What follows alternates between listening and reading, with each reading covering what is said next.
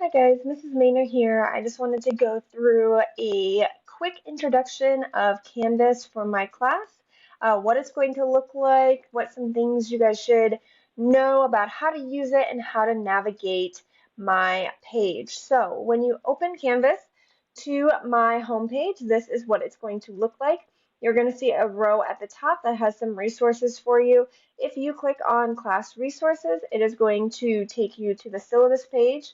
Here you can find the course syllabus, the Constitution, which has the different rules and expectations for the classroom. If you go to the summary page, it will tell you the deadlines for the assignments that are open to you.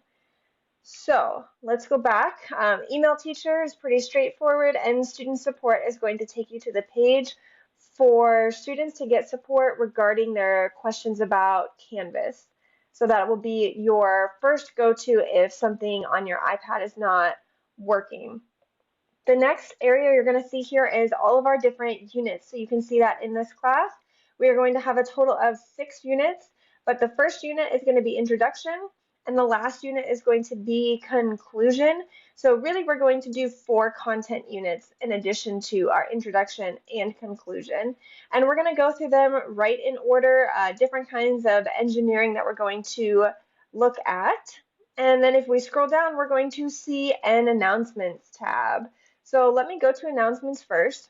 Here is going to be the place that I send out announcements regarding resources that you might need, changes in deadlines, things like field trip permission slips that need to be signed, these kinds of things. So you can see that I have one initial announcement put out as just a welcome to the class. And I've added a few different things here that I think would be helpful for students and parents as they get into my class for the very first time. And so this is going to be a place that you are going to want to check regularly for just general updates in the class. All right, so let's see what an actual unit is going to look like for my class. So I'm just going to click here on Unit 1. And you are going to see that I have this separated out not only by unit, but also by week. So in week 1, we have lesson plans, assignments, and videos. So let's go to lesson plans to see what this is going to look like. So for those of us that have been working with Moodle, maybe at the junior high or at a previous school, this is going to be what is really similar to what students have seen with Moodle. If you have no idea what I'm talking about, that's totally fine because you don't need to know anything about Moodle to understand our course in Canvas here. So basically what this is going to do is this is just going to give a brief overview of what we're going to be doing in class each day of the week. So you're going to see here 1.1, 1.2, 1.3. The numbers in front of it refer to the unit. So the first one is referring to the unit. That's why all of these start with a 1. And then the next one is more or less related to the day that we are working on that topic, but sometimes we'll have overlap or we'll have to go into the next day, something like that. So it might not be perfect, but this is what our goals are to accomplish for the week. And the other thing that's important about the numbers is that it is going to correspond to the assignment. So you can see here on this page, there are a couple of different colors. So all of our headers are in Valley Christian blue. The things that are in blue with underlined are links. So like if I click on this link, it's going to open a PowerPoint, which is just an introduction to me. Everything will open in Canvas unless you want to download it specifically. So I'll show you what that looks like in a little bit. But for the most part, you can just choose to open things up so that you know what they look like. So that's going to be in the blue underline. The green is going to be all of our assignments. So this says reflection, reflection, reflection. That's not 3 different assignments. It's all one assignment. But if we click on it, you can see that it's called 1.2 Team Building Reflection. And here's the assignment with all of the details. It does show the due date here. I also want to note that 1.2 matches the day that it was on, 1.2. So this is an easy way to know exactly, like if you're looking for a certain assignment or what we did that day, then you can match that up very quickly, okay? So Let's go back and now let's look at what is in red here. So you are going to see that on every single day, I have homework and absent students. And so I have instructions for the students who were in class and for the students who were not in class. So on the very first day, we have like 18 minutes in class. You guys are just going to get to know me a little bit, and so there's no homework. And if you're absent on the very first day, you can look over this PowerPoint to get to know me a little bit if you want to, but there's nothing to turn in. On the second day, we're going to go through all of these things. And if you're in class, your homework is to make sure that you complete that reflection and turn it in. Now we're going to have time to do it in class, but if you have not finished it and have not turned it in, then that'll be your homework. And for absent students, let's say that you are gone on this day, you are going to review the course syllabus and check out the Maynard Constitution. And if you are absent for the team building activity, you may type absent and submit the reflection. So what this means is that you would open this reflection, and when you go to submit it, you would just type absent instead of answering all of these questions, push submit, and you will get full credit for the assignment because you were not there and you were not able to participate in the team building activity. But I will require you to write absent. And so what's really important about this is that students are gone for all sorts of reasons, whether it's athletics or the arts or illness or whatever it may be. And instead of emailing the teacher, instead of coming up to me in class and being like, what did I miss? Then it's really important that you go onto Canvas and you look at the instructions for absent students because it will detail out everything that you are required to do on this page. Okay? So let's go, instead of pushing the back arrow, I'm actually going to go down here and push next because it will just show us the next page. And you are going to see here that this is labeled week 1 assignments. So I will actually open this up. Oopsies. Let's go to module 1 assignment. Okay. So just like we had our lesson plans, if I push next, then we're going to go into assignments. And so I have week 1 broken down by the lesson plans, which show the day-by-day detail of what we're doing, and then assignments. So by the end of this week, all students should have turned in both of these assignments. So no matter what the due date is, I have given time in class for both of these assignments, and students should be caught up on both of these assignments. Okay? So I try to make it very, very clear where we're at in terms of the pacing of the class. So because of the format of this class, so if I go to the syllabus page and I go to summary, you're going to see that all of these assignments are due on the exact same day. And if you have questions about that, go ahead and watch the other video that talks about the grades and survey of engineering class. And I will discuss what the intention is behind that and detail out absolutely everything there is to know about grades in this class. But you'll notice that all of these assignments are due on the exact same day. And so a lot of parents are concerned about their students' level of being able to manage their time and make sure they're getting caught up on things because everything is detailed out for the students, meaning that if you have a reflection to turn in, we will have time in class to do that reflection. And then the next day we have a QFT that you'll have time in class to turn in.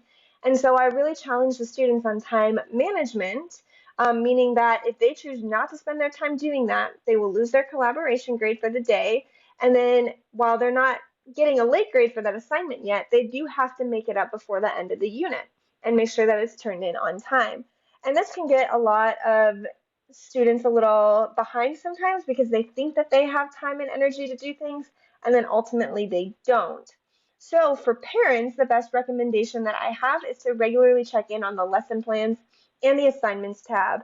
So at the end of each week, students should have these assignments turned in and completed. So an easy way for parents to make sure that their student is staying up to date is to go through the assignments tab at the end of each week and see whether their student has submitted these assignments or not. Because if they have not submitted the assignments, then you can tell that they're behind because we are going to be moving on to the next thing for the next week. So the assignments tab is really going to be a useful tool for parents who want to make sure that their students are staying on task in class and staying caught up with assignments. And if I push next, you're also going to see week 1 videos. So on the first couple of days, we're all going to be in person, live, working on things together. But then come later weeks, we are actually going to do a lot of video lessons, which makes it very easy for students who are absent to catch up. And it also frees up the teacher to be able to facilitate in the class. So if I'm gone or if I want to review a specific topic that we learned that day, I can go ahead and click on this video link, and it is going to open uh, the YouTube link that shows exactly what we did that day. So this YouTube video is 40 minutes long, and it is going to go through exactly what we did that day. And so there are going to be very few things that we do in class that students will not be able to access via video. So this is going to be a great resource for absent students or people who need a reminder of what we've done um, as well. So I do want to show everyone real quick how to kind of understand the assignments and what it should look like when you're going to submit something. So this is what it looks like from the student side. So it has the due date, as we talked about before, the submission type, so you can either type in your entry or you can upload a file, and you'll see that it only accepts doc or PDF. And so a lot of the file types that I will accept will be only PDF, meaning that that is the only thing you can upload, okay? And so I'll make sure that I cover that really, really well with the students. And then here is going to be the description of the assignment. So what I want to open right here is the submission and rubric. And you can see that if you have submitted something, you could see that information here. But here is the rubric that is going to show us how things are going to be scored. So you're going to see that this is scored on 3 different categories: completion, effort, and format. And if you click through these different numbers, then you're going to see how this specific criteria is going to be scored. So if you answer 100% of the questions, then you're going to get 5 points for this category. If you score 70 to 90, or if you answer 70 to 90% of the questions, then you're going to get a 4 out of 5, all the way down to 1 if you answer 10 to 20% or 10 to 30% of the questions, or 0 if you do not answer the questions. The next part is going to be effort. So the completion is obviously for how much of the assignment the student has completed. And the next part is effort, meaning how much effort has the student put into the assignment. So excellent is going to be student provided thoughtful and complete answers. Student used complete sentences. Ordinary, student provided coherent thoughts, though maybe missing grammar elements. Student's answers are acceptable, but not exceptional in thought. And it goes all the way down. So instead of grading answers on right or wrong, you are largely going to be scored on completion and effort. So if you have clearly put in a good effort to the assignment, then you can get a very good grade. But if you try to do the assignment very fast, you have incomplete answers, you have lots of spelling or grammar mistakes, then you're going to see that your grade could very easily decrease. For example, an unacceptable grade would mean that the student provided as minimal answers as possible, lacking grammar, complete sentences, and coherency. Student completely missed the point of the assignment. And then the last part is going to be format. So there are going to be some formatting instructions for the assignment in terms of changing font color, etc. Things we'll cover in class.